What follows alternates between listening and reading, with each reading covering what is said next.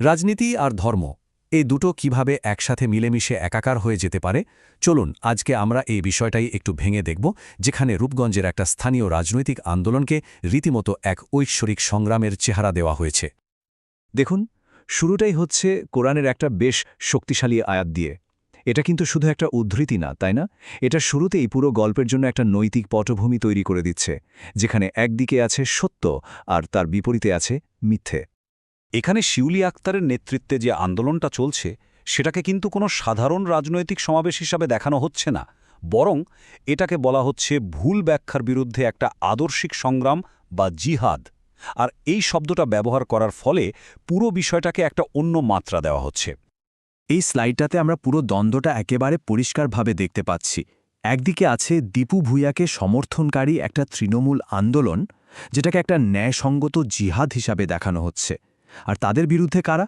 তাদের বিরুদ্ধে দেখানো হচ্ছে একটা বিরোধী পক্ষকে, যাদেরকে ধর্ম ব্যবসায়ী বলা হচ্ছে, এবং অভিযোগ করা হচ্ছে যে তারা নারী নেতৃত্ব নিয়ে মিথ্যাচার করছে। বেশ, তো এই যে সত্য মিথ্যার লড়াই, এখানে তারা নিজেদের বক্তব্যকে কিভাবে প্রমাণ করছে?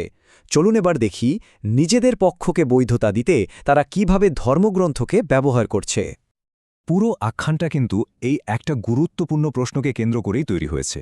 ইসলামে কি নারী নেতৃত্ব আসলেই নিষিদ্ধ?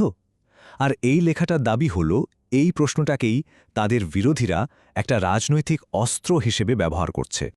নারী নেতৃত্ব ইসলামের সমর্থনযোগ্য নয়, এই ধারণাটাকে সরাসরি চ্যালেঞ্জ করার জন্য কোরআন থেকে কিন্তু একটা খুব শক্তিশালী উদাহরণ টানা হয়েছে। এখানে রানী বিলকিসের গল্পটা তুলে ধরে দেখানো হচ্ছে যে তিনি কতটা জ্ঞানী এবং সফল একজন শাসক ছিলেন। আর এই আয়াতটা তাদের দ্বিতীয় এবং সম্ভবত সবচেয়ে শক্তিশালী যুক্তিটা সামনে নিয়ে আসে। এখানে বলা হচ্ছে নেতৃত্বের মূল ভিত্তি হল যোগ্যতা বা আমানত রক্ষা করার ক্ষমতা, লিঙ্গ নয়। এটা কিন্তু আলোচনার মোড় ঘুরিয়ে দেওয়ার মতো একটা দারুণ কৌশল। আচ্ছা, এতক্ষণ তো আমরা ধর্মতাত্ত্বিক যুক্তিতর্ক দেখলাম, কিন্তু এবার গল্পটা একটা নতুন মোড় নিচ্ছে। এবার কিন্তু এটা একটা সরাসরি রাজনৈতিক আক্রমণের দিকে যাচ্ছে, যেখানে প্রতিপক্ষের বিরুদ্ধে ভণ্ডামির অভিযোগ আনা হচ্ছে।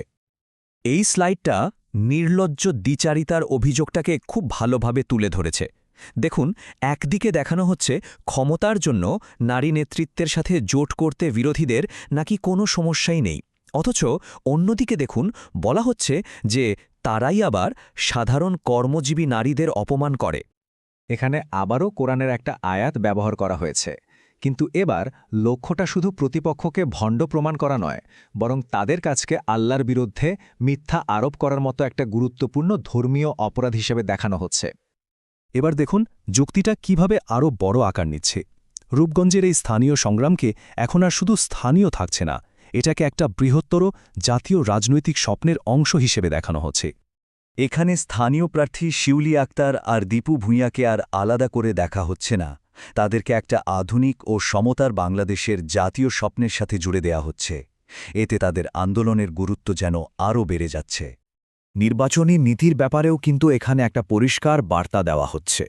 একটা প্রতারণামূলক ব্যবস্থাকে বাতিল করে তারা সরাসরি ভোটের পক্ষে দাঁড়াচ্ছে, যেটাকে আরও গণতান্ত্রিক একটা বিকল্প হিসেবে তুলে ধরা হচ্ছে। একদম শেষে এসে পুরো আখ্যানটাকে একটা চূড়ান্ত আহ্বানের মাধ্যমে শেষ করা হয়েছে। চলুন দেখি তাদের মূল বার্তাটা ঠিক কী এবং তারা সমর্থকদের কাছে কি চাইছে। এই স্লাইডে আমরা তাদের চূড়ান্ত কথাগুলো দেখতে পাচ্ছি।